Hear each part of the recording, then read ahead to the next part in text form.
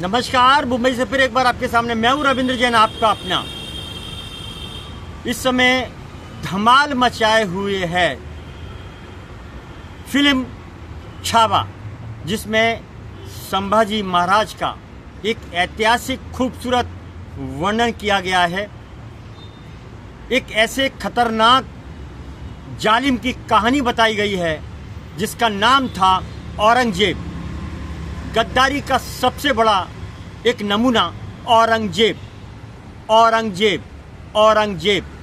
जिसने महाराष्ट्र की भूमि पर अत्याचारों का बहुत बड़ा बवंडर खड़ा किया, लेकिन संभाजी महाराज से वो हर तरह से परेशान होकर हार गया। इतने अत्याचार करने के बावजूद भी ये मुगल औरंगजेब पस्त हो गया, इसकी पीढ़ियां खत्म हो गई।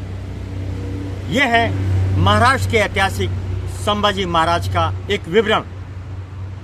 हमने क्या सीखा इस पिक्चर से? पिक्चर तो देख के आ गए, बातें भी शुरू हो गई, लोगों में 2 दिन जोश रहेगा, लेकिन फिर काम वही करेंगे जो इनको करना होगा।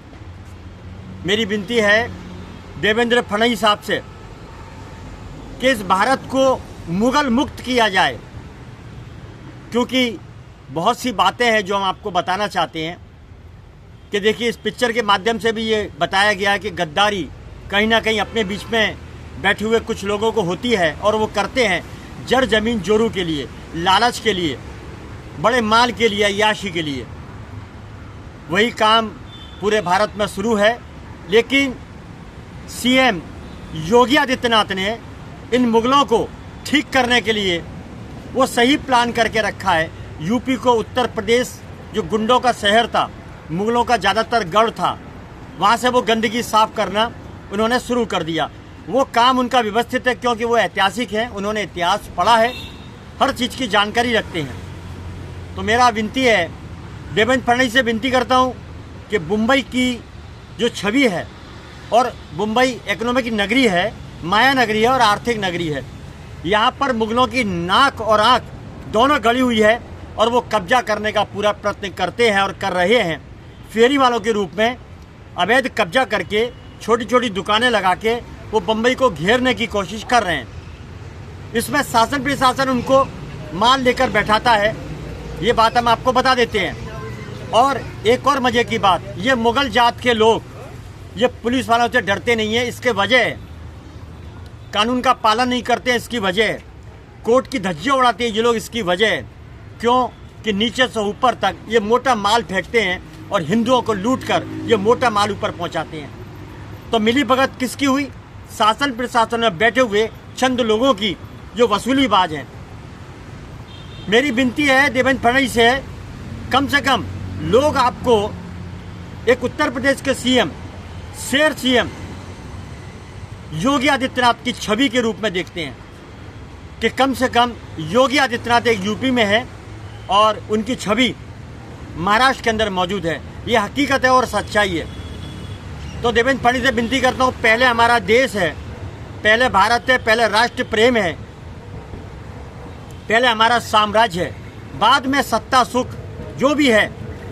तो मैं विनती करता हूँ, सत्ता में बैठे हुए, शासन प्रशासन में बैठे हुए जो मुगलों से मिले हुए लोग हैं, जो गद्दार हैं हमारे देश के, उन्हें पकड़िए, उन्हें ठोकिए, और देश के बचाव के लिए गद्दारी के तहत कानून दर्ज करिए, और मुंबई से उनके गांव तक पूरी सख्त जांच करिए, उन्हें पकड़ा जाए।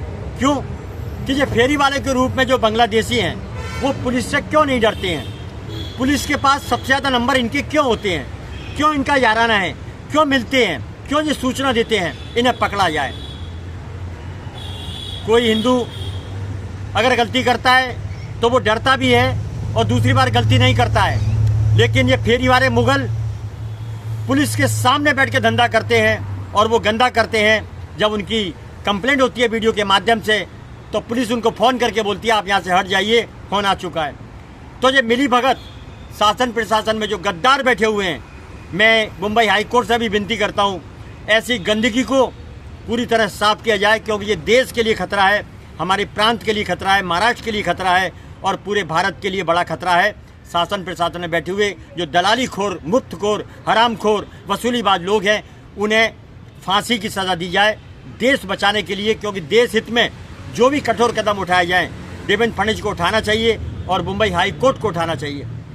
छत्रपति शिवाजी महाराज टर्मिनल अंदर बाहर, वहाँ पर एक पोस्ट ऑफिस है, पूरे फुटपाथों को बांग्लादेशियों पर कब्जा है, बांग्लादेशियों ने घेर रखा है, और जबकि DCP 1 ऑफिस उसके ठीक सामने है, लेकिन कब्जा है। कहते हैं कि बार बोतल वसूली के अंदर अच्छे अच्छे डूब जाते हैं, तो ऐसे डूबने वालों को, कर्तव्य का सौदा करने वालों को सीधा फांसी पर लटका दिया जाए।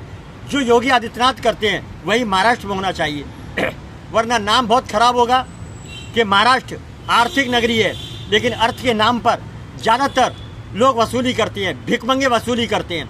वसूली में गंदगी में खाना खिलाते हैं, गंदी गाड़ियाँ लगी हैं, वहाँ टपोरी खाना खिला रहे हैं, बांग्लादेशी उन्हें खाना खिला रहे हैं। छत्रपति शिवाजी महाराज टर्मिनल के बाहर कुछ क्लीनर मार्शल लोगों को लूट रहे हैं, वहाँ फेरी वाले लगे हुए हैं। तो ऐसी हरकतें जो मुंबई आर्थिक नगरी में हो रही है, मुंबई का नाम खराब करने के लिए बहुत हो गया। मुंबई मेन रोड जाइए, वहाँ साफ मिलेगा, लेकिन मुंबई के अंदर जाइए, वहाँ हजारों तरीके की झोपड़ियाँ, फेरी वाले बांग्लादेशी स्कूटर को रिपेयरिंग कर रहे हैं, अपने अड्डे बना के लग चुके हैं, जबकि BMC में बैठे हुए लोग वसूली का काम करते हैं, बहुत मोटी वसूली करते हैं। तो मेरी निवेदन करता हूँ CM साहब देवेंद्र फडणवीस जी, आप अपना साम्राज्य और स्वराज जरूर बचाइए और BMC को, टाटा को सौंप दीजिए, कोई बुराई नहीं है। भारत बचाने के लिए, मुंबई बचाने के लिए, महाराष्ट्र बचाने के लिए जो भी ठोस कदम उठाए जाएं, इनकी वसूली बंद हो सके, जो भी ठोस कदम उठाए जाएं, उन्हें बिल्कुल सबक सिखाइए और गारंटी के साथ सबक सिखाइए। यहाँ कार पार्किंग के नाम पर वसूली होती है, कोई हिसाब किताब नहीं, 70 रुपये घंटे के हिसाब से हजारों करोड़ों अरबों रुपए रोज वसूली होती है, झूठी वसूली होती है, लेकिन इसका कोई लेखा जोखा नहीं। इसकी बड़ी वजह शासन प्रशासन में बैठे हुए नीचे के कुछ गद्दार लोग हैं, जिन्होंने भारत की मिट्टी से प्यार नहीं किया है। वो मुगलों के हितैषी हैं, मुगलों के दलाल हैं। हम आपको सच बोलते हैं, वो मुगलों के दलाल हैं। इसीलिए भारत को नुकसान आज तक पहुंचता आया। इसकी यही वजह है कि भारत के अंदर चंद गद्दार मौजूद हैं, जो मुगलों से मिलकर भारत की मिट्टी को शर्मसार करने का काम करते हैं, कलंकित करने का काम करते हैं, लेकिन वो भी मिट जाते हैं। नुकसान तो फिर भी होता है। हमारे देश के अंदर संभाजी महाराज, छत्रपति शिवाजी महाराज, महाराणा प्रताप, पृथ्वीराज चौहान, अहिल्याबाई, महारानी लक्ष्मीबाई, ऐसे बहुत से योद्धा पैदा हुए, लेकिन उन्होंने देश के लिए ही सिर्फ काम किया और मुगलों का, अंग्रेजों का सर्वनाश किया। लेकिन कहीं ना कहीं आज भी गंदा खून मुगलों का यहाँ बसा हुआ है, क्योंकि कत्लेआम तो बहुत हुआ था। तो मुगलों के कुछ लोगों ने ये बम्बई को घेरने का प्रयत्न किया है और कर रहे हैं। वो फेरी वालों के रूप में गरीब बन के, हिंदू बन के ये घेर रहे हैं मुंबई को। देवेंद्र फडणवीस से विनती करता हूँ, वो दिन ना आए जब बाजी हाथ से निकल जाए, सीमाएं पूरी पैक हो जाए इन मुगलों से, तो वो काम नहीं होना चाहिए। इसलिए शासन प्रशासन में बैठी हुई जो गंदगी है, सबसे पहले उन्हें साफ करिए, क्योंकि देश से गद्दारी ये सबसे बड़ी गद्दारी है। उन्हें ठोको कानून के तहत फांसी पर लटकाया जाए और राष्ट्र सुरक्षा के हेतु ऐसा प्लान और कठोर नियम बनाया जाए कि देश के गद्दार फिर कोई भी हो, नेता हो, शासन प्रशासन में बैठे हुए लोग हो, या आम जनता हो, या बांग्लादेशी हो, या मुगल हो, उन्हें ठोका जाए, फांसी दी जाए। बम्बई में क्या चलता है? बहुत सारे मिलावट के धंधे हो रहे हैं, दूध में मिलावट के धंधे हो रहे हैं, एजेंसियां चेक करने के नाम पर मोटा माल खा रही हैं। ये सच्चाई है। गुटखे, पान, गुटखे और नशे के कारोबार खुलेआम हो रहे हैं। ये दिखावा, चेकिंग का दिखावा, कार्रवाई का सिर्फ दिखावा होता है। देवेंद्र फडणवीस जी, मैं हकीकत बताना चाहता हूँ आपको, दिखावे के नाम पर कार्रवाई होती है। मोटा माल खाकर ये गद्दार अपने घरों को सजाते हैं, महफिलों में रात को जाते हैं और बार में डांस करने के लिए नाच मेरी बुलबुल तुझे पैसा मिलेगा, उस पर गड्डियाँ उड़ाते हैं। तो ऐसे दलालों का खून टेस्ट किया जाए, देखिए कितनी बोतल इनके खून के अंदर मिलेगी। और दूसरी विनती ये करता हूँ कि छत्रपति शिवाजी महाराज टर्मिनल के बाहर, वहाँ पर देवेंद्र फडणवीस जी, वहाँ ग्रेनाइट पत्थर नहीं लगा हुआ है, ऑलरेडी पत्थर टूटे हैं, सड़कें खूबर खाबड़ हैं, और जो क्लीनर मार्शल हैं सब दारूबाज हैं ज़्यादातर, और ठेकेदारों ने इन्हें जो लगाया है, आप उनको अरेस्ट करिए, किसी भी कीमत पर अरेस्ट करिए, लूटा हुआ पैसा वसूल करिए। एक एक क्लीनर मार्शल नाजायज रूप से 10-10 हज़ार रुपये रोज़ लेके जाता है, क्योंकि ये फ्री का काम है। बाहर के लोगों को पकड़ रहे हैं, जो बेचारे घूमने आते हैं, नए आते हैं, कुछ नहीं, बस पकड़ना है, थूका है, लाओ 200, 500, 400 रुपये। तो ऐसे लुटेरों को मुंबई में रहने का अधिकार नहीं है और इन्हें पकड़ा जाए, इनके ऊपर सजाए, कानून सख्ती के साथ लगाया जाए कि जो लूट मार्शल बंद की जाए। लूट मार्शल पहले तो सड़कें बनाइए आप अच्छी, वहाँ पर ग्रेनेड लगाइए, कोई सुविधा नहीं, लेकिन लूट मार्शल भारत के अंदर और मुंबई शहर जो आर्थिक नगरी है वहाँ लूट मची हुई है। स्टेशन से निकलते लूट, गली के अंदर लूट, हर जगह लूट का सिस्टम। कोई कुछ लूट रहा है, कोई कैसा लूट रहा है, कोई कैसा लूट रहा है, कोई कैसा लूट रहा है। बद्दुआ मत खाइए, ये छत्रपति शिवाजी महाराज का महाराष्ट्र है, बदनामी मत पाइए और अपने अंदर संभाजी जैसी ताकत, उनके विचार लाइए और सत्ता पर बैठकर खाली अय्याशी मत करिए, मौज मत करिए, गाड़ियों में मत घूमिए, उनके जैसे बन के बताइए। जैसे संभाजी थे, उनके अंदर बदन में ताकत थी, लेकिन आज के किसी नेता में जो सत्ता में बैठे हैं निठल्ले हो चुके हैं, कोई ताकत नहीं, डरपोक हैं, कायर हैं, इसलिए गाड़ी ले लेके घूमते हैं। फिर भी चलो कोई बात नहीं, लेकिन जनता का काम, एक साम्राज्य को संभालने का काम फिर भी नहीं कर सकते हैं। लानत है ऐसे सत्ताधारी लोगों को जो अपने अंदर छुपाए हुए कमजोर व्यक्ति को दर्शाते हैं और सत्ता के नाम पर मौज करते हैं, जनता को परेशान करते हैं और साम्राज्य की सुरक्षा ना कर सकें, ऐसे व्यक्ति को सत्ता पर रहने का कोई अधिकार नहीं है। मैं बार बार विनती करता हूँ, देवेंद्र फडणवीस से विनती करता हूँ, योगी स्टाइल में ठोको स्टाइल के अंदर काम करें और महाराष्ट्र की गंदगी को बिल्कुल साफ करें। इन्हीं उम्मीदों के साथ बार बार उम्मीद करता हूँ, रोज वीडियो बनाता हूँ, देवेंद्र फडणवीस को जगाने का काम करता हूँ कि शासन प्रशासन में गंदगी सबसे ज़्यादा बैठी हुई है। वो कोर्ट की आदेशों का पालन नहीं करती है, ना ही आपकी बातों का असर उनके दिमाग पर पड़ता है, क्योंकि आप तो देखने आते नहीं हैं क्या चलता है। फेरी वालों की बीमारी ये ख़त्म करिए जड़ से। इसमें सबसे ज़्यादा मुगलों से जुड़े हुए लोग हैं, बांग्लादेशियों से जुड़े हुए लोग हैं, जो टारगेट करेंगे आने वाले 26/11 को। ये आप समझ के चलिए, आप समझ लीजिए।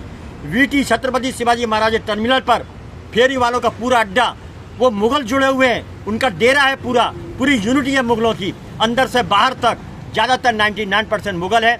इसमें शासन प्रशासन वसूली करता है मोटी। तो ऐसे लोगों को आप निपटाइए, खोलिए उनके कपड़े और दौड़ाइए, घर तक जांच करिए। बम्बई महाराष्ट्र बचाइए। नमस्कार, फिर आऊँगा नए विषय के साथ। मैं हूँ रविंद्र जैन और आपसे विनती करता हूँ दोबारा, छावा पिक्चर जरूर देखिए। संभाजी महाराज का ऐतिहासिक जो क्षण हैं, जो पल हैं, जिन्होंने महाराष्ट्र के लिए काम किया है, उनके पद चिन्हों पर चलकर महाराष्ट्र को बचाइए। जय हिंद,